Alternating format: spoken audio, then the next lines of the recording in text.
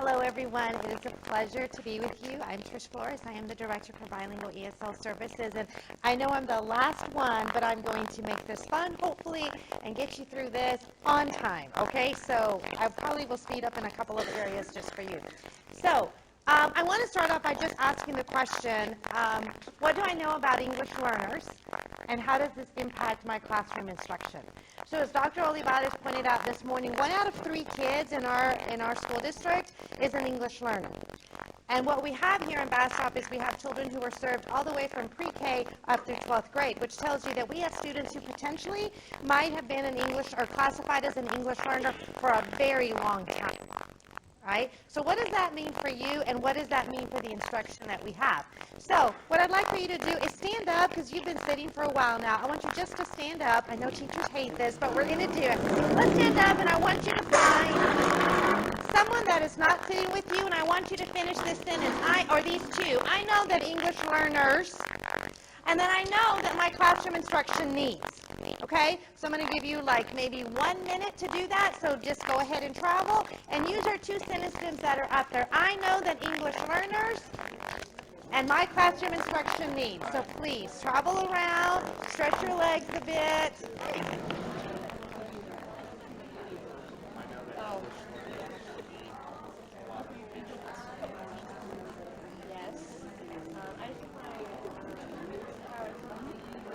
No, you can be there. You can be there, yeah. Also, different scaffolding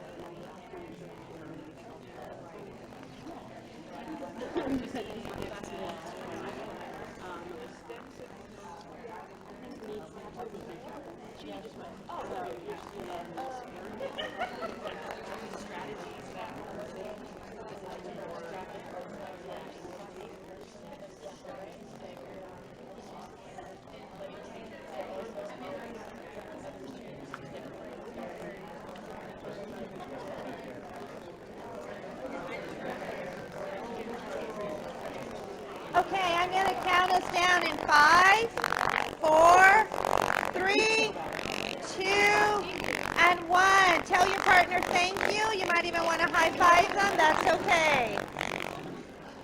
All right, normally I like to actually get out in there and listen to what you're saying, but I couldn't because we're recording and I don't think that the camera would follow me over there.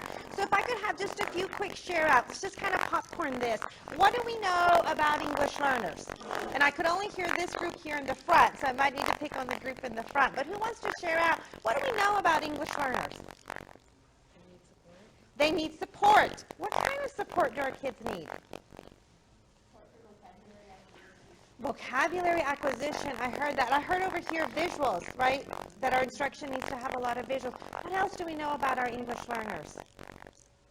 a lot can speak the language just fine, but a lot can't write it. That's right. So maybe there's some disconnect. And also thinking about the hierarchy of processes. We might be able to speak it, but you know that writing is the most complicated domain that children work in, right? Because it has input and output. So yeah, so even knowing where there might be some discrepancy in the proficiency of our students. Absolutely, that's a great one. Do we know that our English learners have potential? Absolutely, right? But what's the hindrance? Language. So we have to think about how here we in our district are going to navigate that so we do the best for our students. What does that mean for our instruction? Who had a conversation about their instruction? What does it need to look like in the classroom? What does it need to have? I heard visuals over here. What else? Flexibility in what? If I could pepper you just a little. Flexibility in the different ways that you're teaching students, maybe even in the ways that we assess kids, right? Yeah, because we know that some things like writing might be difficult, so what's another alternative method that we can give students, okay? Anything else? STEM sentences. I'm sorry? Concrete examples. I love that. Anytime I can have a visual and something solid that I can look at, oh, does that help me, right? Even us as sophisticated English proficient adults with college degrees, isn't it always better when you can see something? I think about all of us who go to YouTube. How many of you ever go to a YouTube video to learn how to do something, right? Because I have to see it, right? I have to see it, I have to touch it, I have to try it. It's exactly what needs to be happening in our classrooms. Okay, Thank you so much for engaging in that. And I do that at the beginning just so that you can see also that you have a lot to learn from each other, and there's power in having conversation. There's power in having you share your ideas and be able to contribute to one another, and that's what we hope our classrooms are going to look like this year. That's exactly what we hope our classrooms are going to look like. So English learners, who are they? Well, TEA defines that as a student who's in the process of acquiring English and has another language as their primary language. So the terms English language learner and English learner are used interchangeably. You can see here that they're synonymous with limited English proficient. I will tell you now there's new conversation about the terminology that we want to use, and we're calling them emergent bilinguals. So that is something new that's coming out. So just a name change there. So what do we know, or what might you want to know about our students here in Bastrop ISD? First of all, 33% of our students are English learners. That's almost 4,000 active kids in a school district who's at about 11 and change, right? So it's a lot of our students. 15 different languages are represented among our student population. Our most common language is Spanish, with Vietnamese as the second most common language. 53% of our kids have been in U.S. schools for 5+ years. So what does that tell you right there? We have a long-term element. We have a lot of long-term English learners. So that means that if you're in an intermediate, if you're in a middle school, if you're in a high school, I guarantee you that you're going to have an English learner in your classroom. And I guarantee you that you're going to have to do something different to reach those kids because they're still struggling with language proficiency. 3 of our campuses have over 500 English learners. So you see that Cedar Creek Elementary, Cedar Creek Middle School, and Cedar Creek High School. So those are populations, those are schools with very, very large populations of L kids. So I wanted to give you this just so you can see the languages. Of course, English, and we talked about Spanish, Mandarin Chinese, Nepali, Swahili, Ukrainian, Vietnamese, Thai are some of the languages that are spoken here, even within little bitty Bastrop ISD. Yeah. Okay, so this next section is I kind of want to walk you through the identification, reclassification, standards, and assessments. And this will go pretty quick, but I just want you to have an idea about how we identify children, how we identify them as an English learner, and then how we work, what are we going to have to do to help them be reclassified. You might hear the terminology exit and reclassification used interchangeably, but really reclassification is where students are reclassified as no longer being an English learner. Exit means when the parent agrees to exit program services. Very, very different. When I say exit program services, it means that the parent says, I no longer need bilingual education, or I no longer need English as a second language or ESL services. And that only happens when we reclassify a student, okay? So sometimes we use those, but I just want to make sure that we understand exactly what they mean. So this is our process for identification. Notice we start with all students who receive a home language survey. Anytime you enter a school district in the state of Texas, you will be required to fill out a home language survey. We hope you will only do one, right? And it's the original that we have to marry ourselves to. And then based on that, you're going to determine whether or not we need to assess students, and then whether the LPAC will need to identify that child as a limited English proficient student. So you kind of see the flow chart here. If we have a language spoken at home by the student is equal to English, then they're English proficient and nothing has happened, because there's 2 questions that are asked on that language survey. Even if they answer Spanish or an alternative language on one of those, it triggers the assessment process.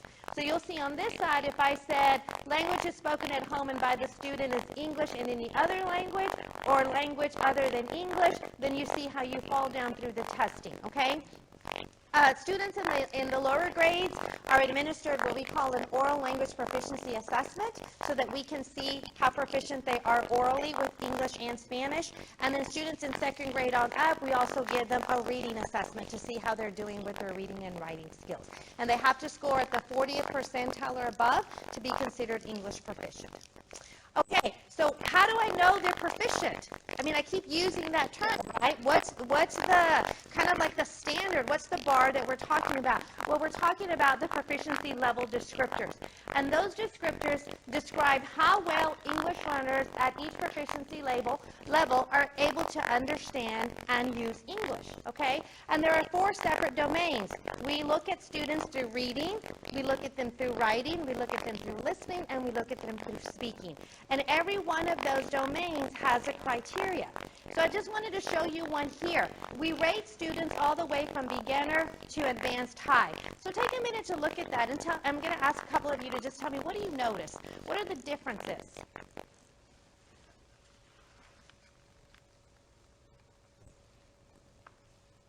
What do we notice at beginners? What are they like? And I'm sorry, I don't see any name tents or anything, so I may just call you by your t-shirt. So, Eagle Volleyball. What do we notice about beginner students? Very beginning level, limited ability in English. Yeah, very limited, right? May respond with yes or no answer. Silent. Silent, period. But that doesn't mean that your children are not understanding. It just means they don't have that output ability yet. Okay, so it's okay for them to be silent. And they're going to rely on what? Gestures and pictures. So those of you who talked about your classroom being rich with visuals and concrete models, that's really going to support that child. Look at intermediate. How do they move over? Like, what do we notice there? What's the difference? They're starting to use like simple phrases. Simple phrases. Excellent. One of the biggest things you're going to notice is they start to navigate the tenses of words. Present tense, but they need visual cues and verbal cues, and sometimes they really start to play with even past tense. And you'll notice students when they're doing that because they'll do it incorrectly, but at least they're trying, and you know they're moving on over into the intermediate. Yeah, so a little bit more. Notice it changes from very limited to limited. So we have some ability yet. And look at advanced. What's the difference there? They have vocabulary. Yes. They elaborate and they take risk in writing, which means that they're becoming a little bit more solid in their understanding of English, but they still may rely on visuals and verbal cues.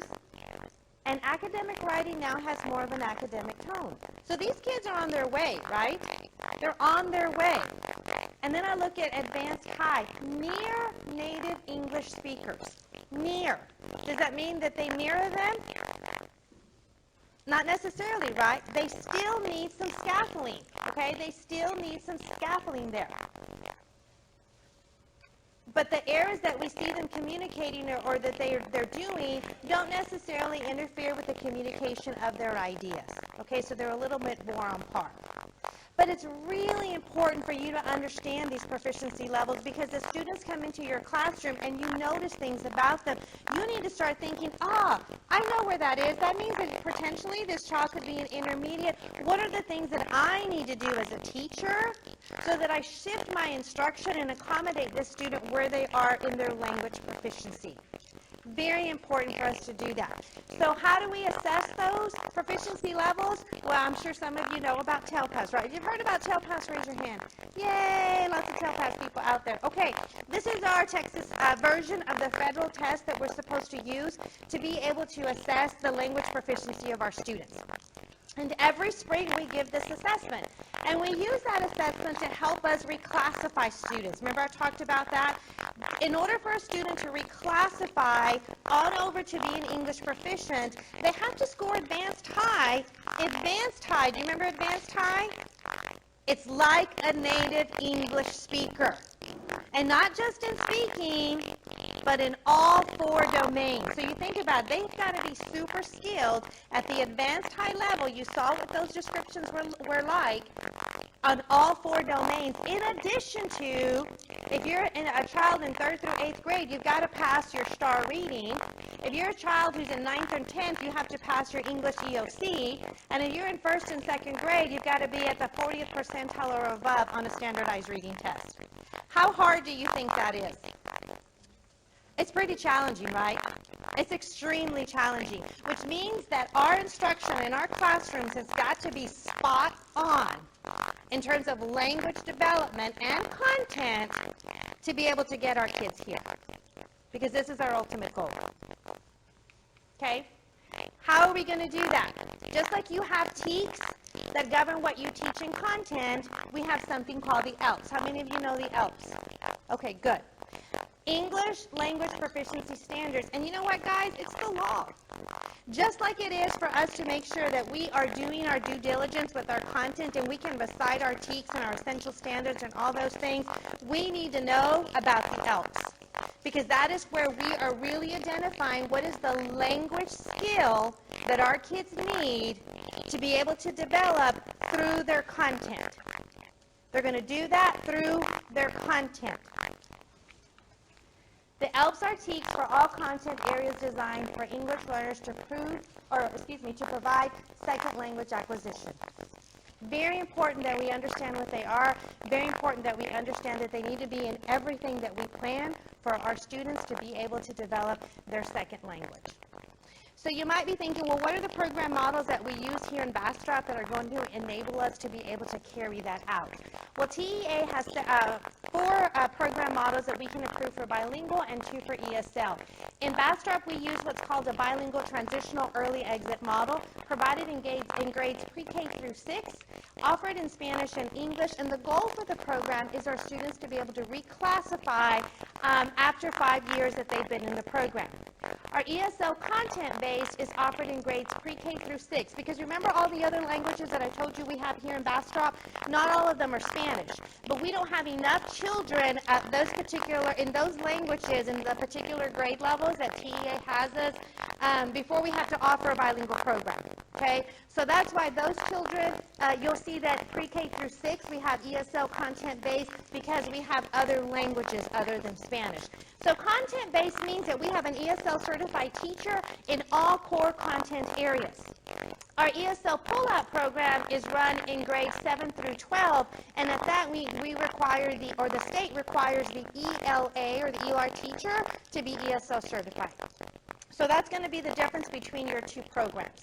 In our transitional bilingual early exit model, again, our goal is for our students to acquire English, but they're going to do that through the medium of the native language. Okay? Through the medium of the native language, hence the term bilingual, right? Because we are using 2 languages to be able to support our students' learning. Okay? If you look at the way the program is laid out in our lower grades in pre-K, K, and 1, we run a 50-50 model. That means that 50% of the time our students are receiving Spanish instruction, and the other 50% of the time they are receiving English. And you'll see that moving down from 2nd through 3rd grade, the percentage of English will increase and the percentage of Spanish will decrease because our students are becoming more proficient in the language. They don't necessarily need all the scaffolds, but does it mean that they go away? No. But you also want to think that as students are acquiring English, Spanish does not become the crutch. Okay? It's still a medium for us to understand, but it's really not the end all. The teacher has to know how to shelter instruction to be able to get students to understand. So this is just telling you that we have a language of the day. We are not a language of content or instruction. We are a language of the day because we are a 50-50 model. So one day will be English and one day will be Spanish, and then they switch. And you'll see these little signs hanging out in the elementaries kind of tagged on to the teacher's doors, and they'll tell you what the language of the day is. So when you enter that classroom, we hope that to the best of your ability, you're going to speak to the teacher and to the students in that language. All right, our ESL content-based program, because there is a national shortage of bilingual teachers, we know we don't have teachers in 5th and 6th grade to operate our bilingual program. So therefore, we operate under what's called bilingual exceptions. The state of Texas will grant us an exception because we don't have enough bilingual teachers, and that's just not here. Like I said, that's nationwide. So those are teachers who are required to be ESL certified and have an ESL content-based program. We are going to use lots and lots of sheltered instruction for those classrooms because potentially, remember, those are our students who are really needing more support with language because they might have potentially rolled out of a bilingual program and now we're pulling the native language support, so they need way more sheltered instruction. And the way that we do that here in our district, Heather talked to you about the Big 8, right? Those are just key sheltered instruction strategies that we need to leverage in our classrooms And then 7 Steps to a Language-Rich Classroom is what John Silas helps us really develop understandings of here in our district. How do we make a really strong language-rich classroom? What are the 7 things that we need to do to be able to ensure that that's happening? And then, of course, that our students are advancing one proficiency level every year, which means if I have students that are beginners, by the next year they should move up into intermediate, into advanced, and so on. This is just letting you know about our ESL content-based program, our goal, and of course instruction is provided by ESL teachers in all the core content areas. Our pull-out program, as I mentioned to you, is in grades 7 through 12, requires the ELAR teacher to be ESL certified. Okay, so that's the difference between the pull-out and the content-based program. So that's a little bit about our programs, and that's a little bit about how students are classified as English learners, a little bit about how they're reclassified. So now I want to really quickly talk to you about what are the instructional implications of working with our English learners. Well, remember that our bilingual program model provides instruction in all the content areas through the native language, but also working on sheltered instruction. The ESL models provide intentionally planned, linguistically accommodated instruction, again, that targets second language acquisition through sheltered instruction. So I want you to think about what's going to happen in your classroom. You're going to have the 4 domains, and some of them are going to be receptive, and some of them are going to be expressive. So I want you to think about that when you're teaching. Right now, you guys are receiving. Your receptive skills are spot on this morning because you've been listening and you've been reading. Right, so you're taking in all this information, but look at how we did it. Some of us, I know because you're very proficient students, right? There wasn't a lot of scaffolding here. However, I used sentence stems for you. There wasn't hopefully a lot of content. There was graphics. There was an opportunity for you to talk to each other, so there was output. You really want to think about how you are designing your classroom instruction so there is a nice flow, a nice balance between let me give you some information, but let me see what you know. Because because this is really bad, like you wouldn't want to do this all the time. Here I am talking for about 20 minutes and you've only had about 1 minute to talk. That's a really low ratio.